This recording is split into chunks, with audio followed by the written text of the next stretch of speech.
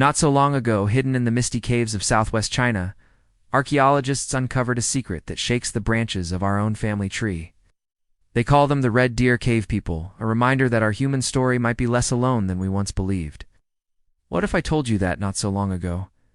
There might have been another kind of human walking the earth beside us, and we only just found out?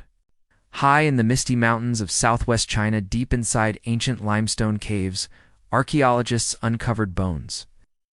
At first glance, they looked ordinary until they didn't. This is the mystery of the Red Deer Cave People, a name that sounds like a legend, but it's very real. The skulls were thicker, the jaws heavier, the features somewhere between us and something older. Some say they looked like a time capsule, not quite modern humans, but not Neanderthals either. A missing branch on our family tree. The Red Deer Cave People may have lived just 14,000 years ago, long after modern humans spread across Asia, long after we thought we were alone. Here's the most haunting part. These bones aren't tens of thousands of years old, like Neanderthals in Europe. I remember reading that for the first time and feeling a strange chill. What if as we built our villages and lit our fires, there were others close enough to see our smoke in the distance? Did we meet them? Maybe they didn't. Maybe they did. Maybe when you stand alone in a forest and feel the hair on your neck rise, some ancient part of you remembers that we were never truly alone. Maybe they lived, hunted, sang, and slept under the same stars, never knowing their line would end and ours would go on. Did we talk, trade, share stories by the same rivers? Or did we push them into the shadows of these caves until the last of them left only bones behind? A fellow researcher once asked me, "Do you think they knew they were the last of their kind?" I think about that question a lot. Science is still piecing together their DNA, hoping to find out if they left a trace in us, a gene, a fragment, a whisper in our blood. So next time you see a cave on a mountain trail, stop for a moment.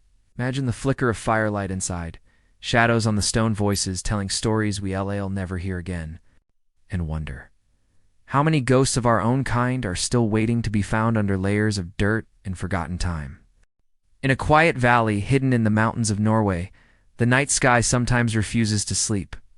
Here in Hessdalen, the darkness flickers with lights that dance just beyond the reach of any simple answer. In a small valley in central Norway, there is a place where the darkness does not always sleep.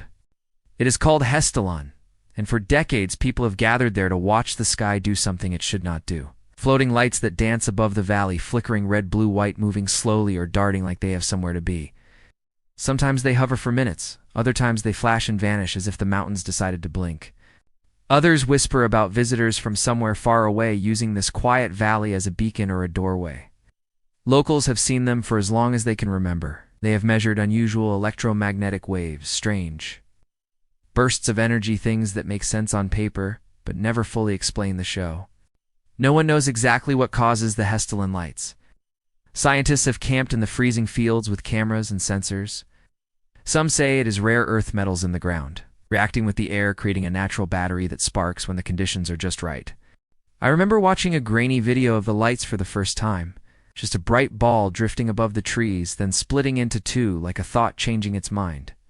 He said the valley is so silent you can hear your own breath echo off the snow. Then out of nowhere a small bright orb appeared, hovering above the field. He did not feel afraid, just very small and very awake. It did not feel like a trick. It felt like something alive. Something reminding us that the sky can still surprise us. A friend who visited Hessdalen once told me about standing alone at night waiting for the lights. Remember that some places glow not because they are haunted or holy, but because the earth and the air have secrets they will not give up easily. Maybe one day we will understand it completely. Maybe it is just cold science waiting for the right formula, the right measurement, the right answer. Or maybe part of its magic is that it refuses to be pinned down, that it flickers just beyond our reach, daring us to keep looking up.